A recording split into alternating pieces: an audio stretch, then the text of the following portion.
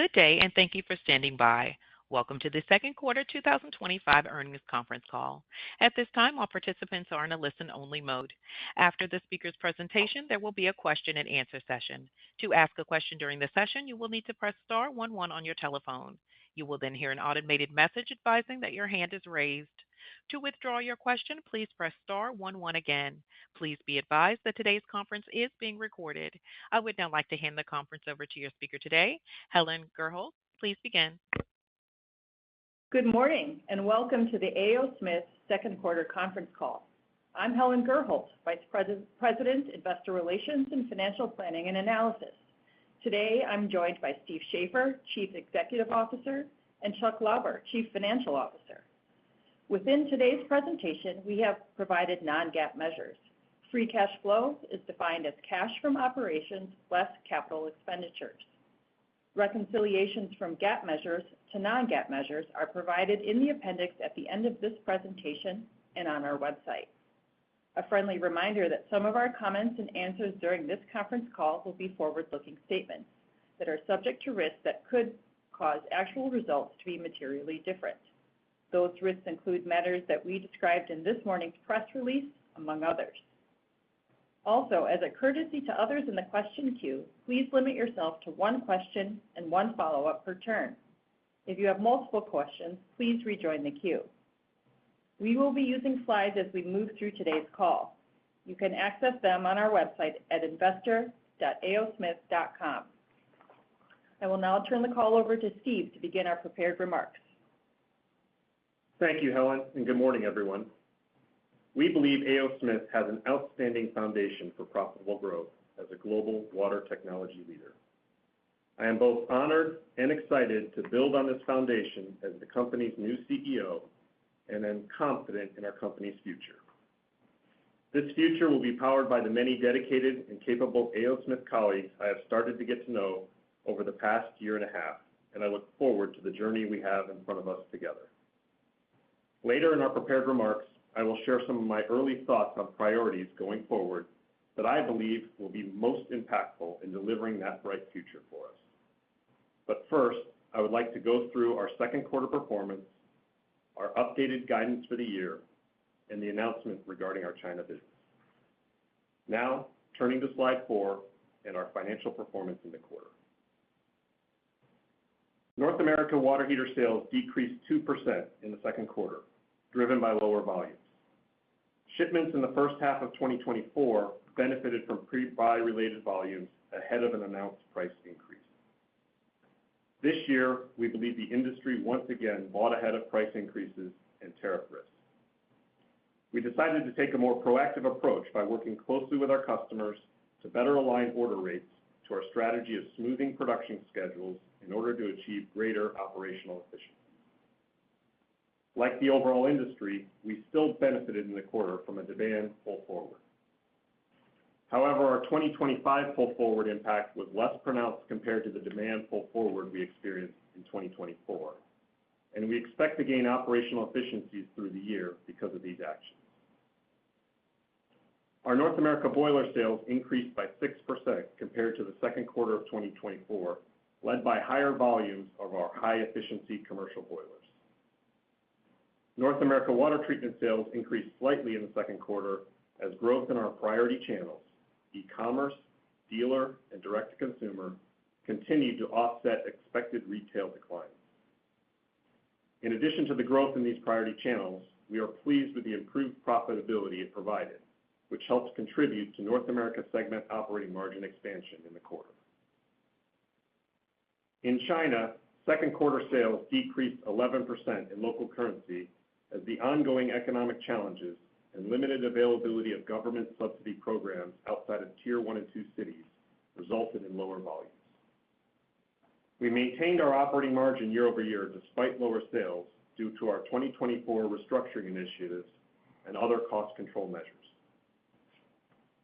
In addition to announcing our Q2 performance in China, we are also announcing today that we are initiating a process to further assess our China business in an effort to ensure that it is best positioned to compete and succeed in the future.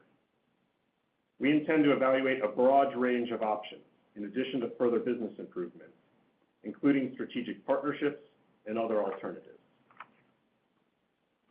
As we announced in Q4 of last year, given the market conditions, we have been working to optimize the operating structure in China and reduce costs to better position the business for the future.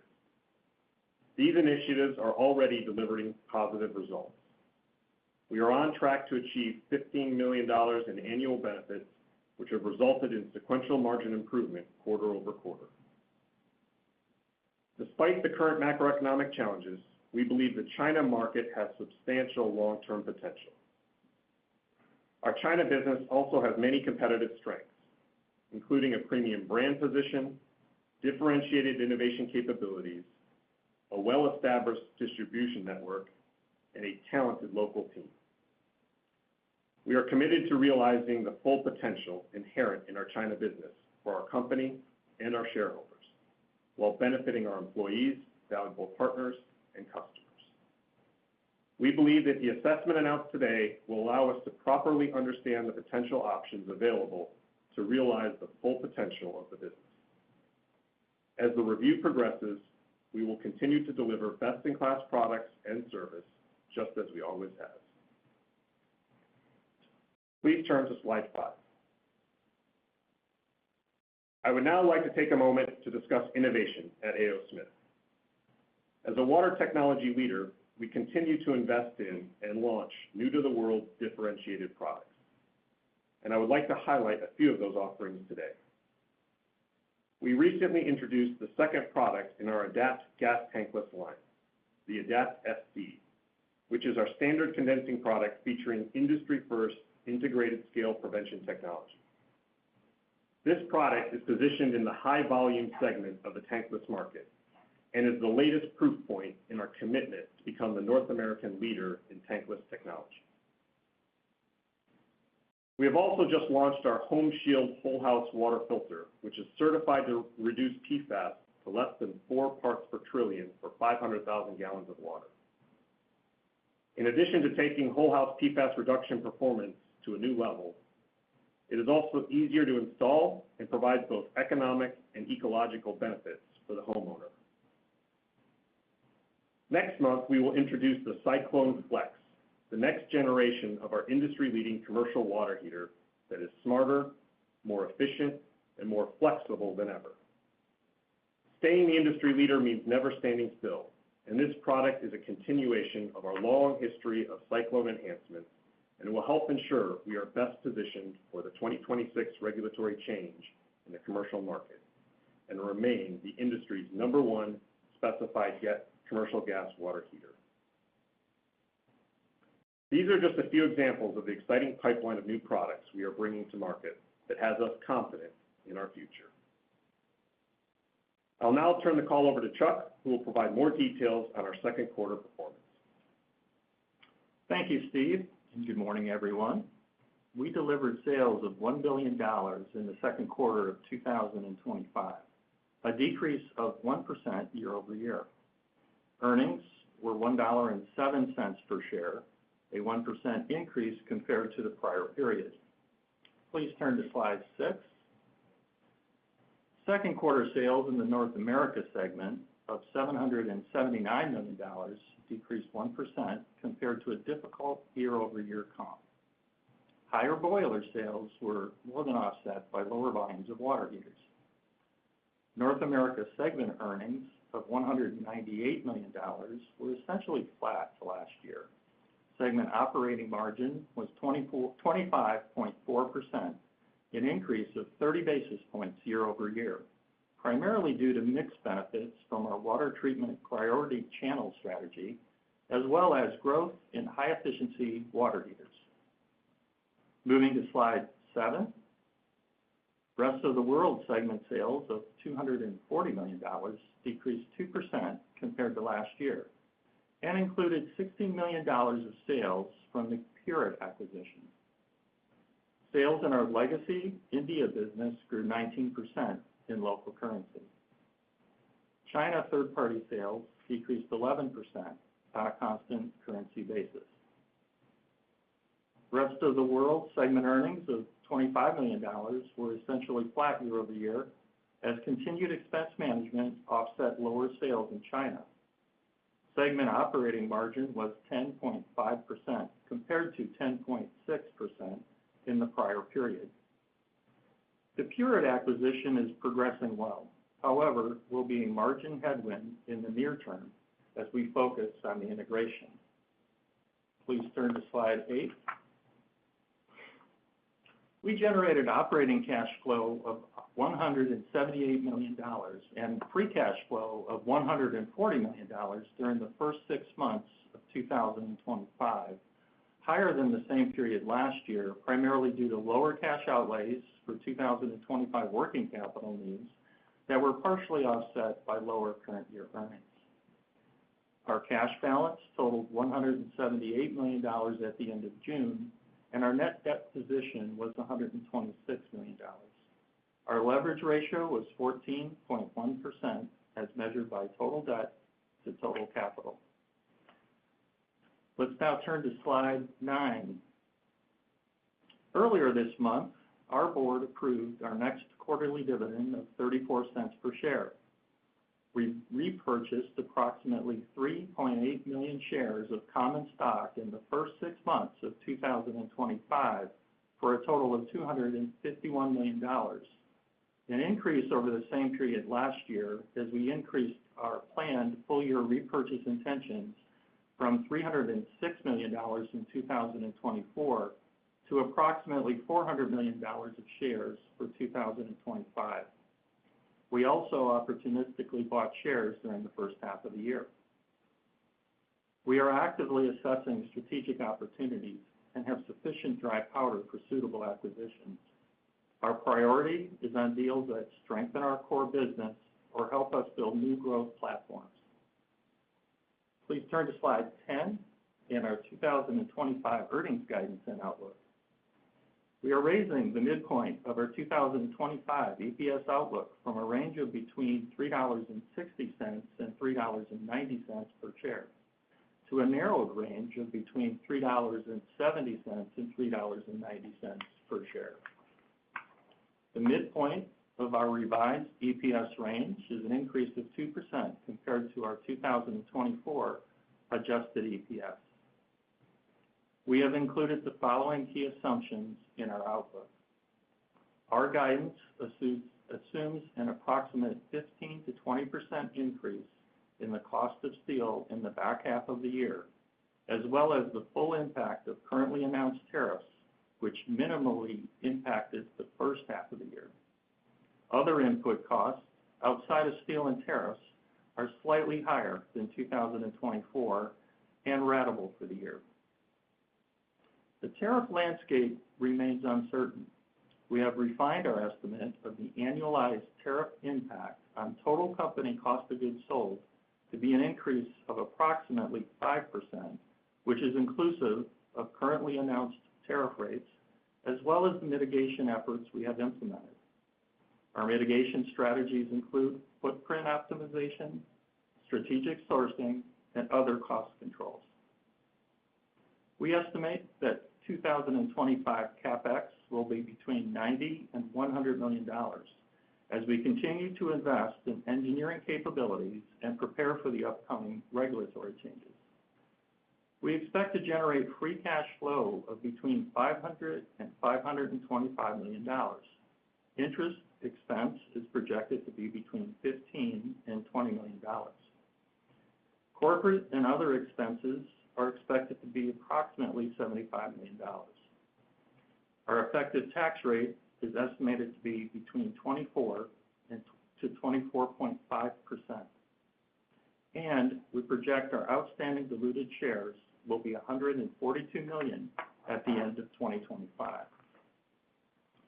I'll now turn the call back over to Steve, who will provide more color around our key markets, top-line growth outlook, and segment expectations for 2025, remaining on slide 10. Steve? Thanks, Chuck. Key assumptions in our top-line outlook include the following. We project that 2025 residential and commercial industry unit volumes will be approximately flat to last year, which is unchanged. As we expected, we believe there will be some pressure on our market share in the first half of the year as we managed our production levels despite the strong order rates we saw in response to tariff announcements and ahead of our May price increases. We anticipate a market share recovery in the second half of the year as we work through our backlog and our customers return to more normalized order patterns. In China, we believe the economy remains challenged, and we continue to project that our sales in China will decrease 5 to 8% in local currency. While the stimulus programs benefited sales in Tier 1 and 2 cities, where we saw relatively flat sales compared to last year, stimulus programs were inconsistently applied in other regions, particularly in smaller cities. Additionally, many regions have not yet resumed subsidies in the second half of the year. Our forecast assumes that the currency translation impact will be minimal in 2025. We continue to expect to realize annual savings of approximately $15 million from our 2024 restructuring actions, and as a result, China operating margin is projected to be in the 8 to 10% range for 2025, even with lower volumes. We remain cautious about the near-term market outlook, including the impact from the appliance discount trade-in program. However, we are pleased with how our China team continues to manage the challenging environment. We have raised our 2025 North America boiler sales projection from an increase of between 3 and 5% to an increase of between 4 and 6% compared to 2024. We are very pleased with our growth in the first half of the year. However, we believe we may have benefited from a minimal amount of pre-buy related to price increases implemented in the second quarter. We continue to monitor the commercial markets closely. We have not changed our guidance that North America water treatment sales will decline approximately 5% in 2025 as we de-emphasize the less profitable retail channel. We are pleased with the momentum we are seeing in our priority channels where we are seeing double-digit growth. We continue to project an operating margin expansion of approximately 250 basis points in 2025 for the North America water treatment business. Lastly, we continue to expect the addition of Pureit will add approximately $50 million in sales in 2025 and will not have a significant bottom line contribution this year as we work through integration.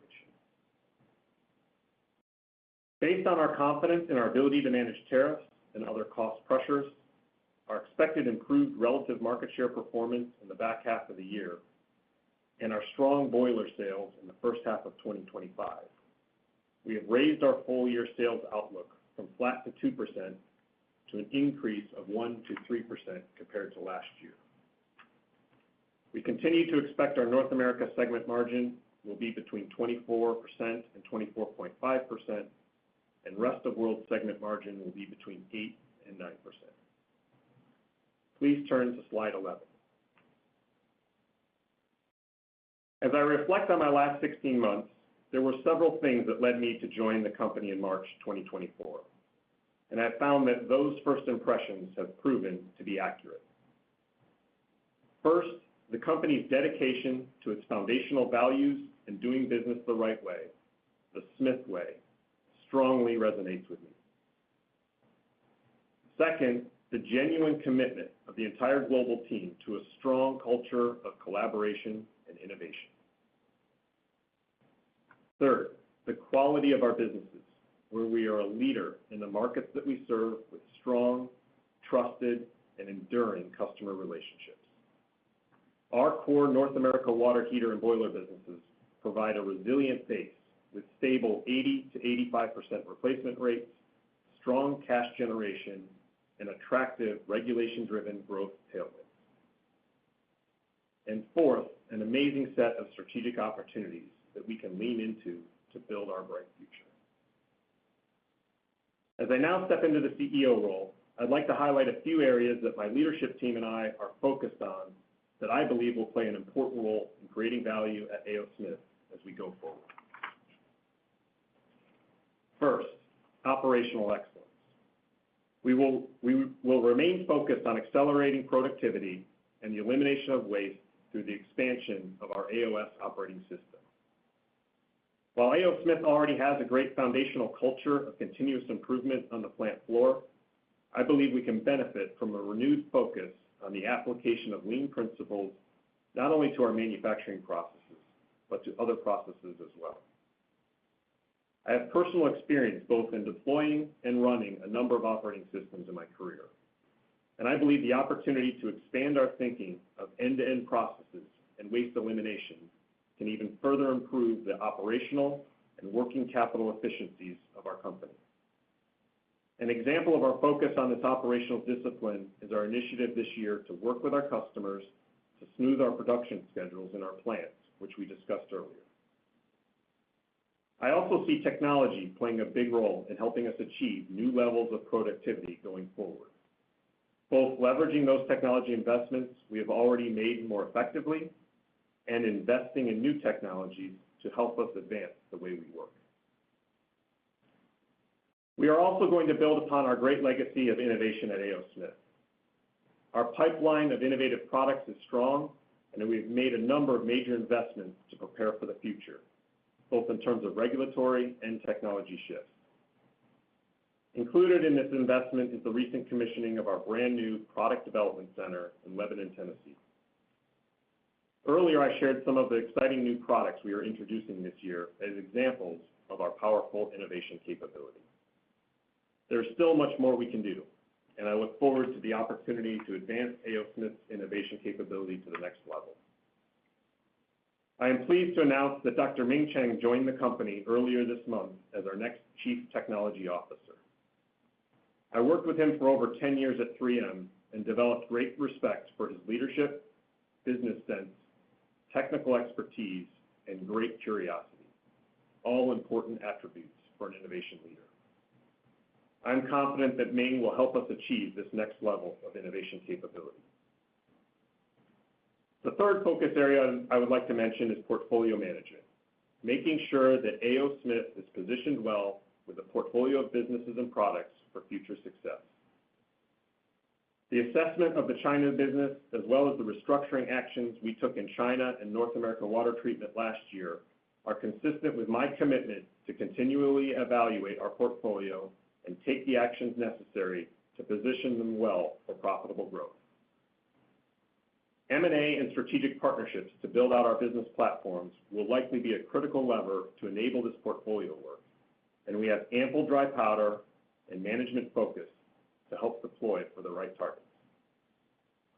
I look forward to sharing more information about these priorities as we lean into them and drive them forward to great value for A.O. Smith. Moving to slide 12. In conclusion, as we continue to navigate the tariff landscape and pursue our long-term strategic investments, I am pleased with our team's second quarter performance. We executed well, both responding to a number of uncertain factors in North America with agility and discipline, and resetting the business in China to address the ongoing challenging market environment. These actions have allowed us to continue to make sequential margin improvements in both the North America and Rest of World segments.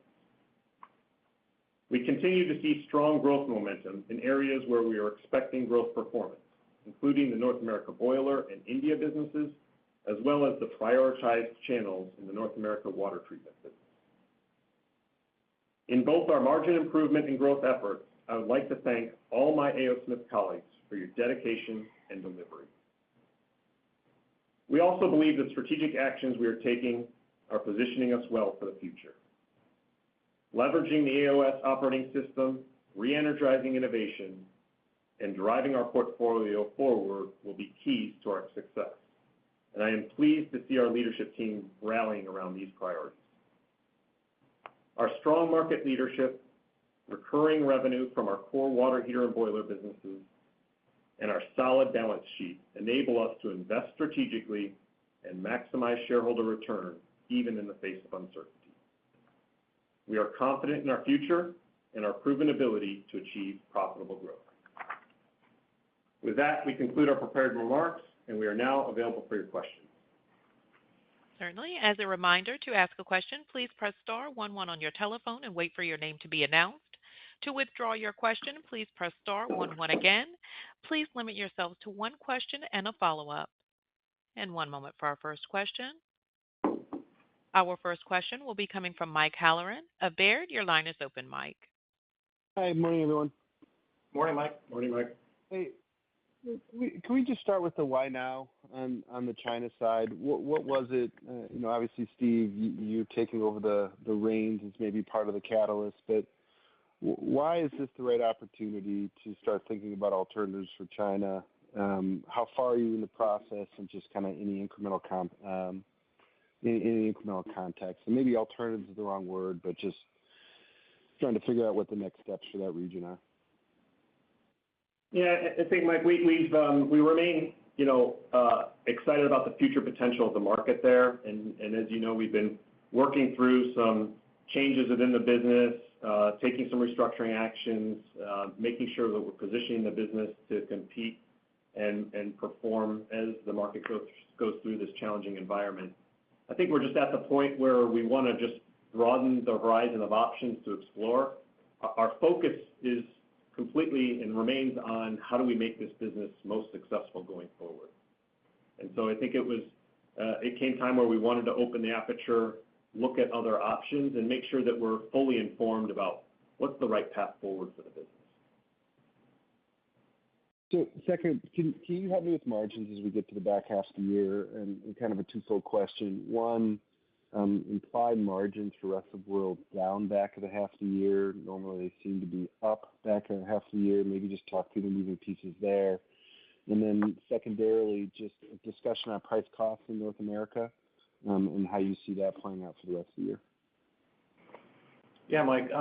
Rest of the world, I'll take that. So, we talked a bit about our China volumes this quarter being down 11% in local currency and full year being 5 to 8% down. So as we look at the back half of the year, we expect there'll be some continued headwinds in China, and our cost reduction actions are working well. We do expect to realize that full annual savings of $15 million.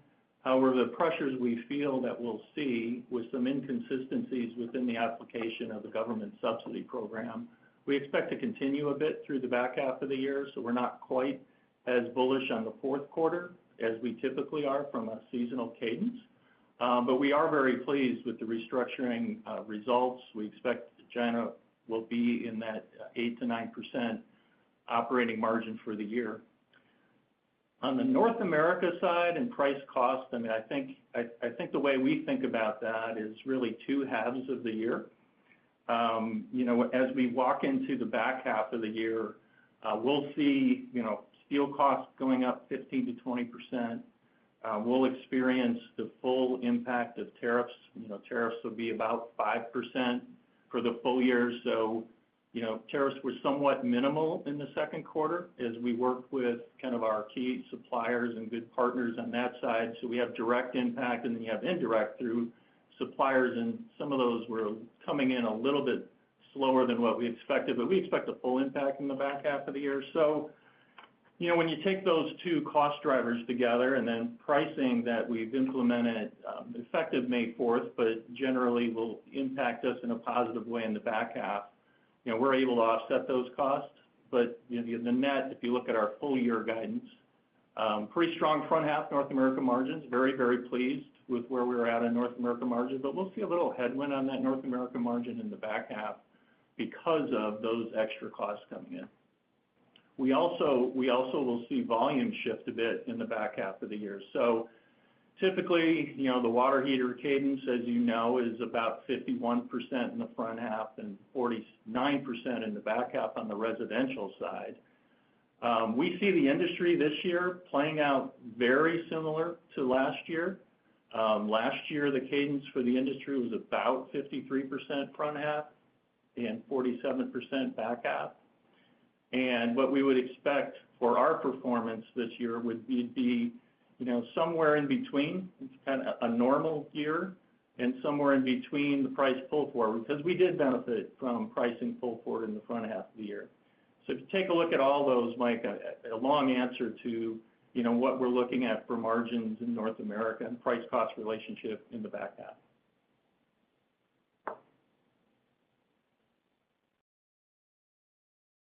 And our next question will be coming from Saree Broditsky of Jefferies. Your line is open. Hi, thanks for the question. Could you just talk through what you saw in resi and commercial water heater shipments in June and into July? Obviously, it seems like industry shipments were running ahead of what maybe you saw due to market share. So any other color on the impact of the market share that you experienced in the first half and how that plays out as we go to the second half of the year as well? Thank you. I'll just follow up, Sari, on that. Kind of piggybacking off what I just mentioned on kind of the cadence for the year. So, we would expect that our share performance would be a bit better in the back half of the year due to the smoothing and the working with our customers we did on order management in the front half of the year. Certainly, we benefit a bit on the price increase pull forward in the first half of the year, but we believe ours is a bit muted. So as we go into the back half of the year, as Steve mentioned, we would expect to pick up a bit of share in the back half of the year. Order rates, as you would expect, in June and July are very typical and kind of right where we expect them to be after a price increase pull forward like we experienced early May. Appreciate the color. And then, I know you don't usually say much on pricing, but just the impact of price in the quarter and how much of the price increase did you realize in 2Q versus the remainder of the year? I'll just talk about water heatings because, water heating price increase with our backlog, and then you have kind of the lead times, and it was implemented in May. So there's a bit of pricing, but very little that came into the second quarter. We had pricing in all of our businesses, so there was some pricing benefit, but price-cost relationship for the quarter, from a tariff perspective, I'll just kind of stay with the tariff perspective, we roughly offset, the increased cost in tariffs for the quarter. And our next question will be coming from Damian Karas of UBS. Your line is open, Damian. Hey, good morning, everyone. Hey, Damian. Good morning, Damian. Hey, I wanted to ask you about the North America water heater business and the volumes you saw in the second quarter. Could you give us a sense, relative to last year, where the volumes came in that you shipped, and how much of a pre-buy headwind are you expecting now in the third quarter as a result of a little bit of the pre-buy? The industry volumes through May were relatively flat on the residential side. Commercial's up maybe a point, so it's tracking very similar to last year. We're not tracking quite to that level because of our smooth production and management of orders through customers. So we would expect to pick up a bit in the back half of the year relative to kind of the industry performance. Pull forward percentage, it's hard to tell kind of how it fell into the front half of the year versus what we'll experience in the back. But we do know we had a benefit in the first half and in the second quarter for pull forward. Like I mentioned, orders are still a bit muted, so it's a bit hard to tell exactly how much that is. I'll frame it, typically, like I said before, the industry is 51-49. The industry this year we project will be 53-47, and we're going to be somewhere in between kind of that 53-49 and the 51-40. Or sorry, 53-47 and the 51-49. Okay, that's helpful. And then I wanted to ask you about the China water heater business. Appreciate that you are taking a look at options on what to do with that business going forward.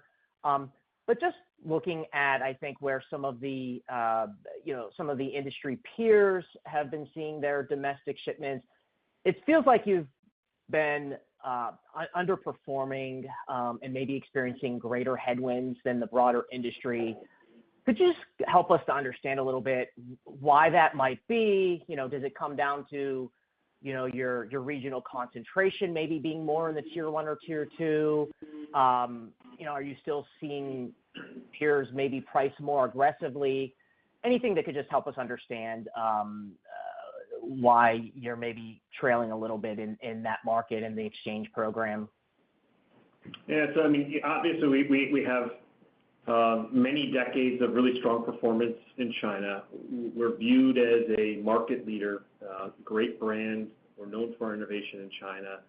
And I would say all of that is still the case on the ground. We're an aspirational premium product, and that's backed up by our ability to continue to put great products in the marketplace, drive innovation, and support it with the service that people come to expect from A.O. Smith in China. And I think that's still healthy in a very challenging market, and we see that through, in the premium positions where we continue to be able to, hold our own and maintain share. Obviously, what's changed recently, the market dynamics are more challenging. Consumer confidence remains very low in China, and that is also highly connected to property values in China. And so we're all working through that together. The other thing that's changed is local competitors have gotten much better. So the gap in performance, the gap in innovation isn't what it used to be. So that's making it a more, mature and challenging marketplace. And, and I think that's starting to play out in parts of share, either down market. There's also shifts happening in terms of how people buy in the channels where we have very strong, distribution network. More of that's moving to online. That also serves as a headwind, especially as we try to get our more premium, innovative message out there. So, on the ground, we're pivoting on those things. We're responding to them. We're getting more active in digital. We're getting more active as the market also gets into more connected and intelligent devices, and we've made investments to be able to ride that wave as well. So we're going through a transition, and some of those transitions relative to competition, some of those transitions relative to go-to-market models are things we have to work through, and that's a lot of the work we've been doing. That's been a challenge for the business the last few years, but one that we're continuing to navigate through. And our next question will be coming from Susan Maklari of Goldman Sachs. Your line is open. Thank you. Good morning, everyone. Morning. Good morning. My first question is on the efforts that you mentioned to help better manage the pull forward of volumes in the first half. Can you just give a bit more detail on how you approached that, what was different relative to the past, and how you're thinking about efforts to continue to perhaps maintain that going forward? So the industry, when they see upcoming changes, and in this particular case this year, it was a combination of both tariff risks as well as announced price changes, look to buy ahead and get in front of that. And we saw that last year with the price changes. We saw that this year again with price changes and tariff announcements. And the impact that has on our operations is when you get a lot of orders that come in and you look to serve all those orders right away, is you're investing in your operations to crew up, add shifts, run overtime to meet that demand. And then once the inventory is out there in the channel, it takes time to work off and bleed through. And obviously then the consequence of that on our manufacturing operations is we have plants that become underutilized. So it's a pretty lumpy and inefficient way to run our manufacturing operations. We experienced that last year, and this year we wanted to kind of get ahead of that. We worked really closely with our customers. It's not an exact science. It's a little bit of art and science to work with our customers around making sure they're getting the product they need and expect, but at the same time doing it in a way that doesn't drive unnecessary inefficiencies through the entire supply chain. And so as we work with our customers through that, yes, we do still have some pull ahead that we've expected that we've seen in Q2, but also we think we've got a better way of actually managing our operations, and we work with our customers to make sure that they're still getting the product they need and when they need it, but also that we're able to smooth out how our plants run so that we're not investing in overtime up front and then underutilization on the back half. Okay, that's great color. And then maybe as you think about the business, Stephen, you come into this new role. Can you talk a bit about other areas that maybe also non-core or things that you'd like to de-emphasize, and any areas or adjacencies that you're interested in building into, and your thoughts on perhaps M&A or organic initiatives in those areas? Yeah, a high priority for me, as I mentioned, is portfolio management. I think that's always continuing to review the portfolio we have today and making sure, we're the right owner, the best owner for the business. And we'll continue to always evaluate that and keep that top of mind, just as we always have. I think it's also very important as we think about our capital deployment priorities. We're going to continue to invest in our core businesses to make sure we maintain leadership positions, which we generally have today, but also to actually build out new business platforms. I think that's important for us to get into growthier spaces. I think M&A is a core component for how we're going to do that. And we've got a real focused effort on thinking about where we go, having our strategies right on that, having conviction about where we go next, and then executing and following through the pipeline. Thank you. And our next question will be coming from Matt Summerville of D.A. Davidson. Matt, your line is open. Thanks. Two questions. First, on the more recent point you made about building new business platforms, can you provide a deeper assessment or maybe initial assessment on the actionability and quality of A.O. Smith's current M&A pipeline? And then I have a follow-up. Yeah, I mean, it's one that's active and moving, and I think we have a few spaces we're pretty excited about, and there's spaces where we think we can step in and be good owners of businesses and run them in the A.O. Smith way. So we're excited about a few areas. Actionability of those targets can vary. It's never a certain thing, but I think we're excited that a few assets that we think could be really good fits may be actionable in the coming year, but we can't commit to anything, and we don't know. And as always, we'll be disciplined about how we step into those opportunities. Just as a follow-up, are you willing to consider something more transformational, maybe add another leg to the stool, so to speak? And then just a quick one on the boiler business. Guide 4 to 6. I think in Q1 you're up 10, Q2 you're up 6. So help me understand what that's implying about the back half of the year, specifically to boilers. Thank you. So on the first question on transformational M&A, I mean, I think we wouldn't rule it out. We are trying to build new businesses. Obviously, there's a whole bunch of additional kind of risk and challenges that come with something that's bigger and more transformational. But I think our view of where we want to go next is we want to build out new business platforms and ones that are great fits for our company and what we do well. So not ruled out, but obviously those things oftentimes take time to build towards. As it relates to the boiler business, I think we're being cautious about the back half of the year. Certainly, we like the growth performance that we saw the first half of 2025. We've got a good, healthy backlog, so I think we're entering the second half of the year in a strong position, and that's why we're really watching the commercial market closely. Difficult to know for sure how much pull ahead we potentially had in the first half. That's part of that. That's part of the reason for the cautiousness, and then also just what happens with projects and how those play out by the time we get to the end of the year. Thank you. And our next question will be coming from Bryan Blair of Oppenheimer. Bryan, your line is open. Thank you. Good morning, everyone. Good morning. Morning. Quick question on the assessment of A.O. Smith China. As you're thinking about the varying opportunities at hand or potential opportunities, is this specific to or exclusive to A.O. Smith China, or could your faster growing India business be included as you're looking more so on the side of strategic opportunities or partnerships, other alternatives? Yeah, the announcement today is specific to China and just looking at options for our China business. Okay, understood. Thank you. And sorry if I missed this detail.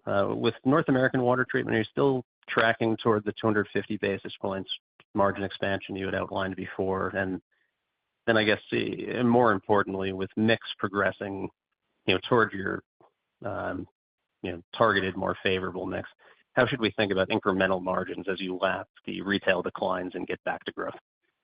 Yeah, we are tracking to our target of 250 to 300 basis points improvement. That the business has performed well through the front half of the year, and on the shelf retail transition, it was a pretty clean transition. So we saw a nice increase in the first quarter, which carried through to the second quarter, just based on the channel strategy to de-emphasize on the shelf retail.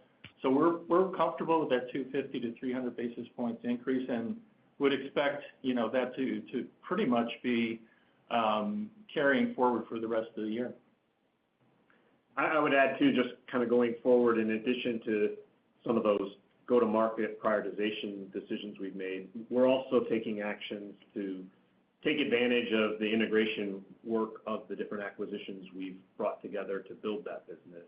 And we have opportunities there to also both drive growth and continued margin performance through those levers, which goes above and beyond just the prioritization work we've done. Our next question will be coming from Jeff Hammond of KeyBanc Capital Markets. Your line is open, Jeff. Hey, good morning, everyone. Good morning, Jeff. Morning. Hey, just wanted to clarify the market share comment, weaker first half, better second half. Is that just simply that your competitors, didn't limit pre-buy and maybe they saw more pre-buy so that levels out? And then just more broadly on competitive landscape, maybe just speak to, kind of the new player in the market and the JV partnership. And then, it seems like some distributors are opening up to multiple sourcing for water heaters. So just talk about, competitive landscape, more broadly. Sure. Just maybe on the first point around how do we think, our actions relative to the industry, we do think the industry maybe took a more aggressive posture of fulfilling order demand than what we did. That's really what's behind our commentary around market share, both first half of the year compared to second half, and why we do believe we will have an uptick in market share in the back half as we manage some of those orders back through kind of what will play out in the second half. So that's the driver of it. There's a lot to still play out for the second half of the year to validate this, but that's our assumption. What was the second question? Sorry. With respect to the recent JV. Oh yeah, and competitive. I think there's obviously over the last few years there's been a number of announcements and new entrants looking to get into the space, and those always get our attention, right? We're the market leader, and we're mindful of when there's new people looking to participate in the North America water heater space. But I would say to really be successful in this market, you have to have real conviction. And I think that conviction requires you to have the full breadth of portfolio. You got to have that portfolio available at a moment's notice, especially when you've got 80-85% that's replacement. People don't really like to take a cold shower twice. So you have that portfolio available through the channel partners that can reach the contractors on a moment's notice. And that's the types of investments we make, and that's the kind of conviction level we have for this market. And I think it's also why it's proven to be pretty challenging relative to new entrants coming into the space. And then on top of that, it's actually a pretty complicated landscape as you go forward, especially on the regulatory front, where there's a lot of uncertainty. You got to have the right technologies available in the right states at the right time with those changes, and that's an advantage we have as the market leader, right? We help lead the industry through those types of changes. So I think it's challenging for a new entrant to come in. We don't take it lightly. We take it seriously. We're always thinking about making sure that we continue to serve the market well, so that there's not need for alternatives. And I think, as we've said before too, as it relates to channel and share shifts in channel and even how that plays out across the big three, that's something we always have had to deal with.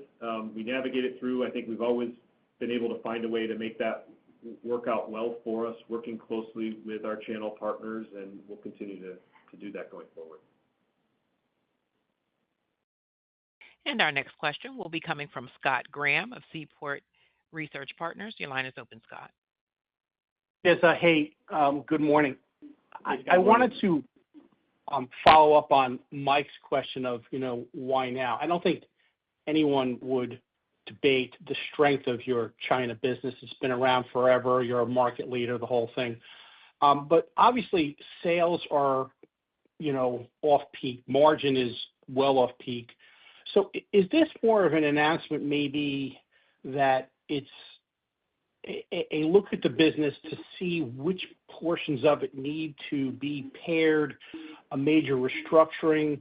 Because it just seems like a divestment today would not be prudent. Could you talk to what some of the maybe more looked upon favorably assessments within the options that you're talking about here? Could it just be a major restructuring of the business?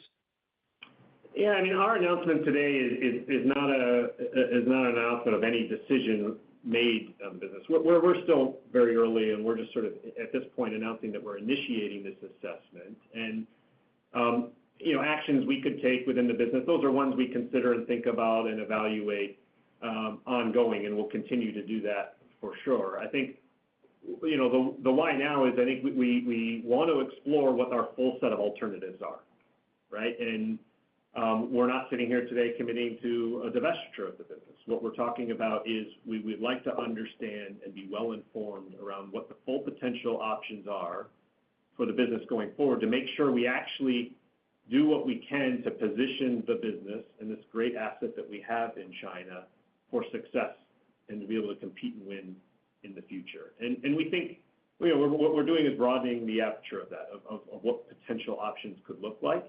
And any strategic partnerships or anything else we would explore, our primary goal would be how does it make the business better? How does it make the business have a better chance of success going forward? And that's the lens we're going to take to it. Understood. Thank you for that. My follow-up is around pricing. So, you went out with an announcement, I believe it was in April, on the price increases that were, going to be big part of your offsetting tariffs. And you're saying essentially that there wasn't really much of a tariff impact in the second quarter. So I guess I'm wondering, are you now rolling back pricing in some way? Because effective May 1st, I'd have to believe that some people, might be looking for some type of rollback given that the tariffs were rolled back. No, we're not, Scott. What we're trying to indicate is for the second quarter, it was not a meaningful impact because of some of the timing of when the tariffs came in. We did see some offsetting in pricing, but in the back half, we'll have the full impact of tariffs. We'll have the full impact of 15 to 20% steel costs going up. So, the announcement was effective in May, and as you know, we don't really realize the benefits of any pricing until you work through the backlog and lead times, which takes us to the very end of June. So, that portion of it really doesn't roll in until almost as we start into the third quarter. Understood. Well, thank you, and nice execution around the operations in 2Q. Thanks, Scott. Thanks, Scott. And our next question will be coming from Nathan Jones of Stifel. Your line is open. Good morning, everyone. Morning. I guess I'll follow up on that last question around tariffs and pricing. I think you guys said on the last call you'd announced pricing to the market that was going to be 6 to 9% across the majority of the North American business, and I think you talked about 5% impact to COGS on this call. Maybe that was across COGS for the whole business and not COGS just in North America, but it would seem that maybe there's some margin upside there from price versus what you're seeing from tariffs, or maybe that 5% is spread across all of COGS rather than just North America. Any comments you can make there? Yeah, thank you for the clarification on that, Nathan. It is 5% across all of the business, and our tariff impact is largely North America business that we have the cost impact. So 5% across the business, but it's predominantly focused within North America. Okay, so the COGS number in North America is a bit higher and maybe in that 6 to 9% range, so it's a bit more offsetting. That's correct. I guess the other question I wanted to ask is around the operational excellence kind of priority, Steve, that you set. Maybe just any comments around that. It sounded a little bit to me like lean outside the four walls is somewhere that you see an opportunity. Just maybe any color around that and any specific places that you see opportunities to improve the operational performance of the business. Yeah, I wouldn't characterize it as lean outside the four walls as much as, referencing as lean in our end-to-end processes. And I think where the AOS operating system today has done a really nice job of focusing on the plant floor with model lines and engaging our workforce around continuous improvement, and we've yielded some good results from that. Expanding it to really think about end-to-end processes. And obviously many of our processes run through our plants, which is why I wouldn't characterize it as outside the manufacturing walls. But, leveraging our ERP system to get more, discipline around our processes and as we do that, realizing more efficiencies. Thanks for taking my questions. Yep. Thank you. And our next question will be coming from David McGregor of Longbow Research. Your line is open, David. Hey, good morning. This is Joe Nolan on for David. Joe. You mentioned steel costs up 15 to 20%. I was just hoping you could talk about what you're seeing with some of the other input costs and how those are moving directionally into the second half of the year. Yeah, year over year, other input costs outside of steel and tariffs, of course, they're up slightly year over year, but pretty ratable for the year. We don't necessarily see those moving up in a great deal in the back half. Again, that's not, cost not associated with the tariff impact. Got it. Okay.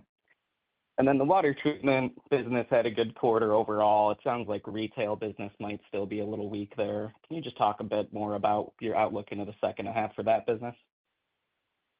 Yeah, I think we're making really good progress on that business. I think the focus on our priority channels has brought focus to the places where we think we have the best chance to compete and win.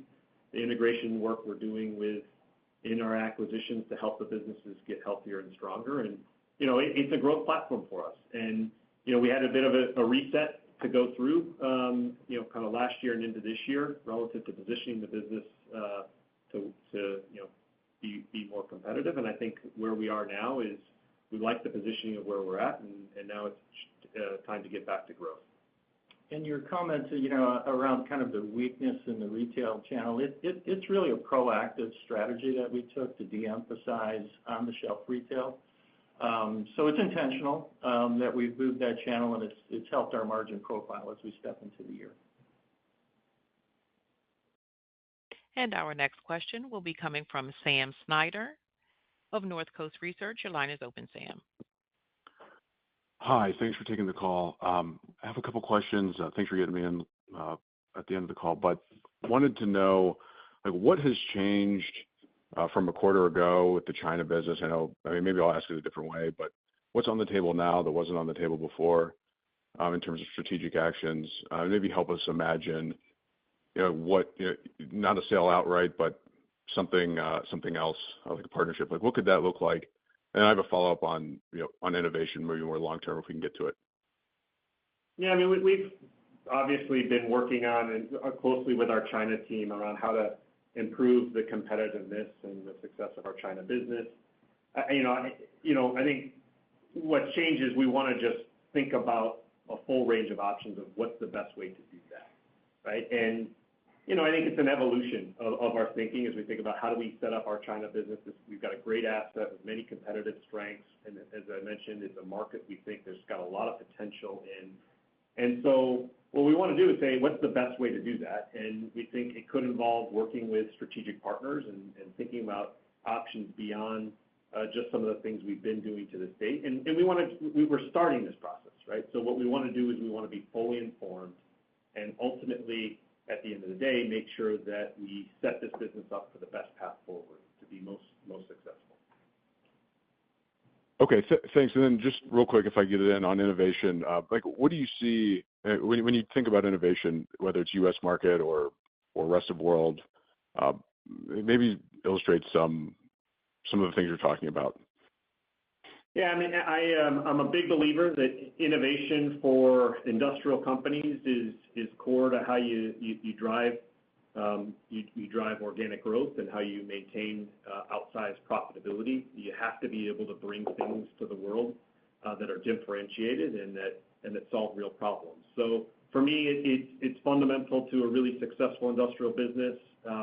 I got to see that up and close at 3M. It's one of the more successful innovation industrial companies out there, and I think it's an important part of our future. And also, what's really nice is it's been a huge part of our past, right? We have innovated and really totally changed markets as we stepped into them over our 150-year history, and I think it's a big part of our 150-year future.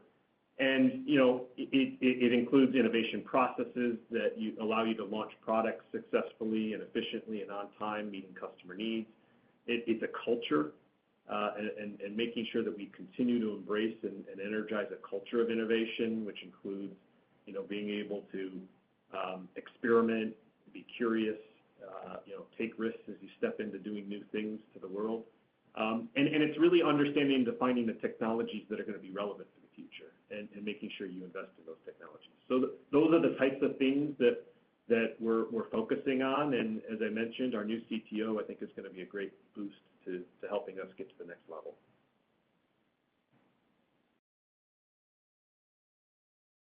And one moment for our last question, which will be coming from Andrew Kaplowitz of Citigroup. Your line is open, Andrew.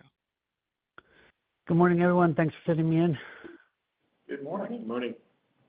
Steve, I know you said you'll consider all alternatives when you're using your balance sheet moving forward, but AOS has been sitting with what I think some would call an under-levered balance sheet for some time. As you assess just overall capital allocation, do you think the company could get a bit more aggressive in general using its balance sheet, or how do you think about that? Yeah, I mean, I think it's important for our future, and we're going to look to, continue to find attractive growth platforms for us.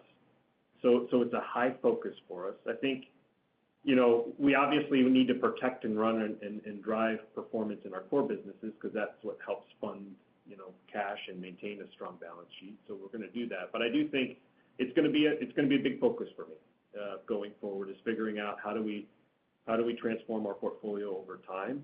How we put that balance sheet to work will obviously be determined by some of the strategies we pursue and then some of the actionability of some of the M&A targets that will be out there. But look, I think we're in a great position because we do have a strong balance sheet, and I think we do have some core capabilities that I think we can stretch into new areas that will be able to create a lot of value. And so, it's going to be a big focus for us. Helpful. And then you obviously raised your boiler forecast. I know you answered a previous question that you want to be conservative in the second half, but is your improved guidance just continued traction on your high-efficiency boilers, or is there any change in the market? How would you rate the health of your commercial customers right now? No, I think the business performs well. I think, like I said, that we have great interactions with our customers who are still looking for high-efficiency products. So that's where our business and our Lochinvar business in particular really plays well and is meeting the market needs. So we see the business performing well in the marketplace as well as what it's delivering in terms of growth financially for the company. Yeah, and this is Chuck. We are, when you look at our guide 4 to 6%, and Steve said it earlier, kind of protecting ourselves on the pre-buy because we did experience some inventory in the channel and boilers a couple years ago, which unwound a bit. And we would expect there's a little bit of pull forward, but we're very, very pleased with kind of how we're performing in the market. And I'm showing no further questions. I would now like to turn the conference back to Helen Gerhold for closing remarks. Thank you for joining us today. Let me conclude by reminding you that we are pleased with our EPS growth in the quarter. We look forward to updating you on our progress in the quarters to come. In addition, please mark your calendars to join our presentations at 3 conferences in the quarter: Seaport on August 18th, Jefferies on September 3rd, and D.A. Davidson on September 18th. Thank you and have a great day. And this concludes today's conference call. Thank you for participating. You may now disconnect.